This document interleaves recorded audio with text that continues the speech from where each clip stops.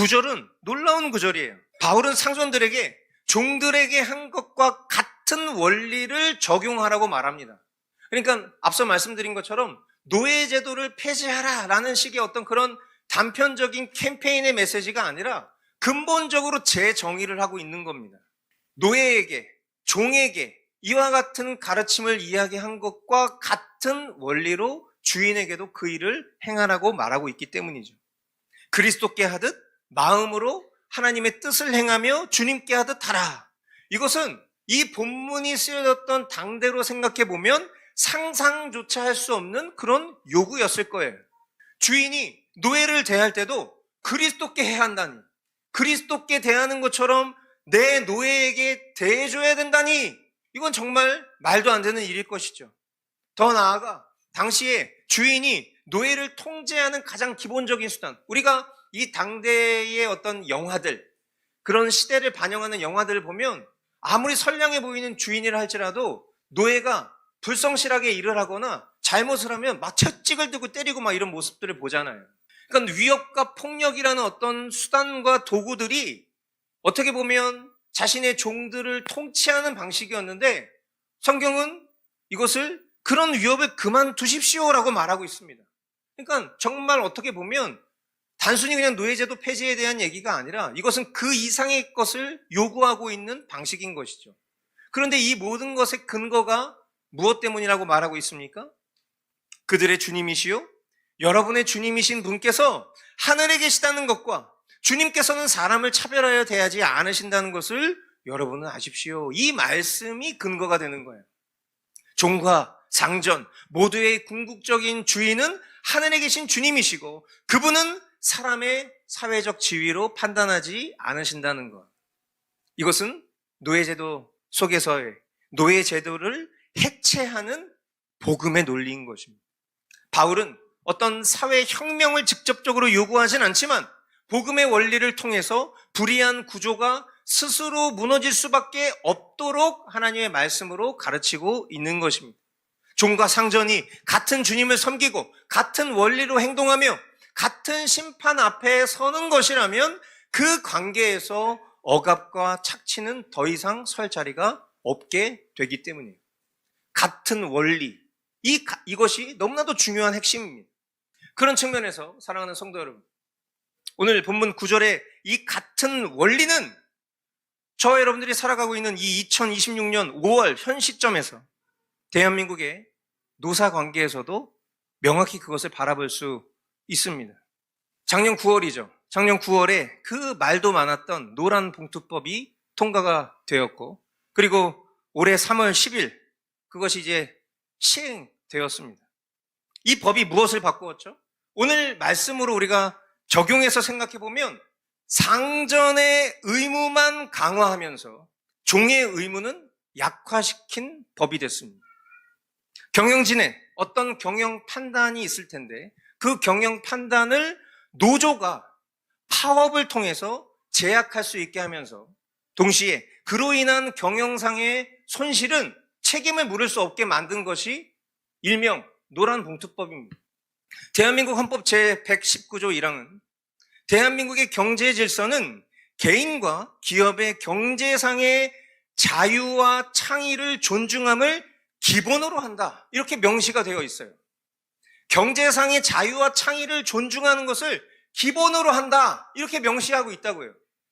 그러니까 시장경제의 자유와 사유재산권은 우리가 단순한 경제적인 원리로 생각할 문제가 아닙니다. 그것은 하나님께서 인간에게 부여하신 청지기적인 책임과 자유의 질서와 맞닿아 있는 것입니다. 그러니까 한마디로 얘기하면 이 헌법의 내용은 성경적인 것이라는 거예요. 그런데 우려하던 일이 현실로 벌어졌습니다. 그것이 바로 삼성전자입니다. 삼성전자가 제가 확인해 보니까 2026년 1분기에 최대 영업이익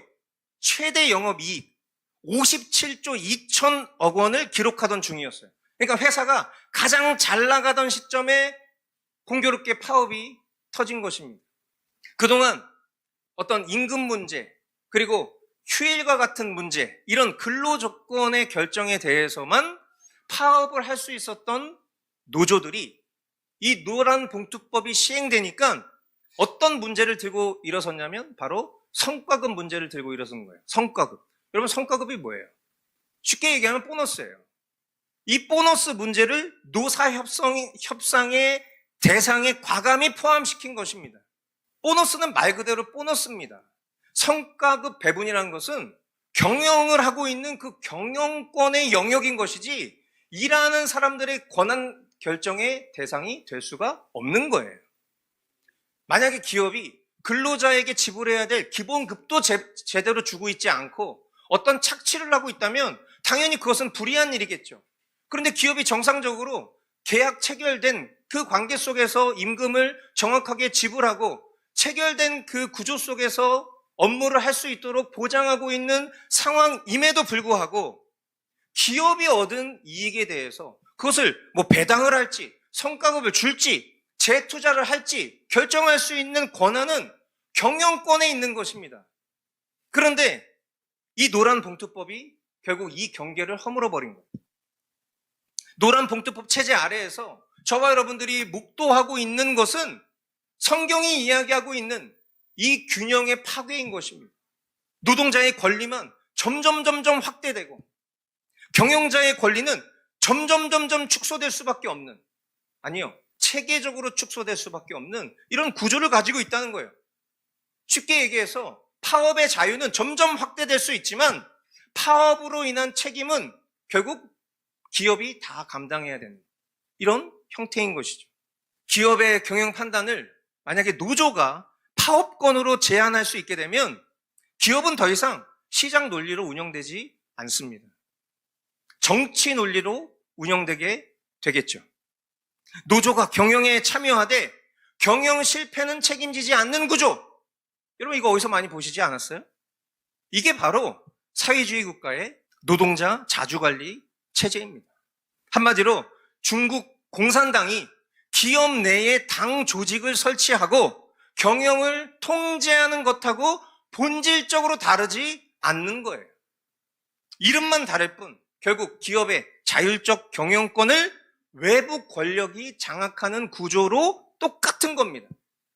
그래도 잘 타결됐잖아요. 혹시 이렇게 여러분들 생각하실지 모르겠지만 이 삼성전자 노사가 극적으로 합의한 것은 일시적인 봉합일 뿐이지 이제 해결이 아닙니다. 노란 봉투법이라는 이 정책적 방향과 이런 불균형이 해소되지 않는 한 이런 갈등은 반복될 거예요.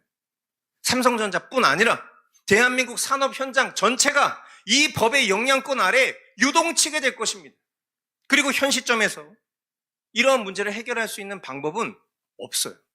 입법의 기능이 일당 독재의 형태가 됐고 이제 여당이 지방 권력까지 다 장악을 하게 되면 이 흐름을 막을 견제 장치는 완벽하게 사라지게 될 것입니다. 여러분, 우리가 말씀을 투영하고 살아가야 할 대한민국의 현실이 이런데 교회는 정치 이야기하지 마라. 이런 한 줄로 귀결되는 현실이니까 어찌 성도들이 세상을 말씀의 기준으로 살 수 있겠습니까? 여러분 한번 생각해 보세요. 지금 우리가 발 딛고 살아가고 있는 현실이 이와 같은데 이 일을 교회에서 성경적인 기준으로 바르게 가르쳐야 함에도 불구하고 여전히 교회는 정치 이야기하지 마라. 우리는 좌도 우도 아닌 예수 편이다. 이런 식의 논리로 성도들을 가두리 양식장에 가두는 격으로 만약에 지도한다면 오늘 이런 상전과 종의 말씀 어떻게 적용할 수 있겠습니까? 그냥 아주 심플하게 우리 세상을 살아가면서 빛과 소금의 역할을 감당하면서 살아갑시다. 화이팅! 이렇게 끝낼 겁니까? 그러니까 우리 그리스도인들이 이 세상에서 이토록 무기력하게 살고 이토록 무기력하게 이 현실 문제 앞에서 아무것도 할 수 없는 존재로 전락해버린 거예요. 사랑하는 성도 여러분, 여러분 기억하십시오. 교회는 이 무너진 질서를 리폼, 개혁하는 곳입니다.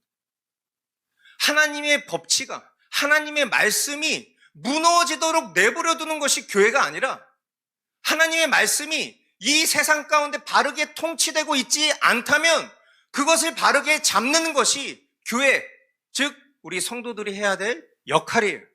가정에서부터, 직장에서부터, 사회에서부터 오늘 말씀의 핵심이죠. 주 안에서의 질서를 세워가는 것. 이게 저와 여러분들의 사명인 줄 믿습니다. 칼빈은 이렇게 말합니다. 우리의 의무는 하나님의 말씀이 빛을 비추는 곳에서 눈을 감지 않는 것이다. 여러분, 제가 웬만해서는 성경 말씀 외에 아무리 그것이 칼빈이든 무슨 신앙 고백서든 그것을 막 이렇게 강조하면서 인용하는 일들을 거의 하지 않습니다만, 오늘 이 말씀을 통해서 제가 너무 궁금한 거예요. 과거에 우리 믿음의 선조들이 살아갔을 때에도 부당한 법치와 또 잘못된 그런 성경 적용들이 판을 쳤을 텐데, 그 시대에서는 과연 정치 얘기하지 말라고 했었을까? 너무 궁금한 거죠. 그러니까 종교개혁 시절부터 그 일들이 어떤 식으로 진행되었는지 이 교회사를 샅샅이 찾아보면서 어떤 일들이 있었는지를 봤더니, 그 어느 시절에도 어떤 건강한 시대에도 정치 이야기하지 말라는 건 없습니다. 그것만큼 무서운 세뇌가 없기 때문이에요. 우리의 의무는 하나님의 말씀이 빛을 비추는 곳에서 눈을 감지 않는 것이다. 말씀이 비추는 곳이 어딥니까? 예배당 아닙니까? 우리 집, 방 안에서만 적용이 되는 것입니까? 우리가 대부분 살아가는 일상의 삶에서 눈을 감지 않는 것이 신자의 의무라고 얘기하고 있는데, 눈 감고 지내라는 얘기랑 똑같은 거예요. 성경은 어둠의 일에 참여하지 말고 그것을 익스포즈하라, 리프로브하라, 그렇게 얘기하고 있는데, 하나님의 말씀을 가르치는 사람들은 눈을 감아라, 조용히 해라, 갈라치기 하지 마라. 여러분, 깨어 있으실 수 있게 되길 바랍니다. 분별하실 수 있게 되기를 바랍니다. 기도하실 수 있게 되기를 바랍니다. 그리고 우리 삶 속에서, 현실 정치에서, 주 안에서 판단하실 수 있게 되기를 바랍니다. 간절히 호소드립니다. 제발 현실을 직시하시고 거짓과 싸우시기를 바랍니다.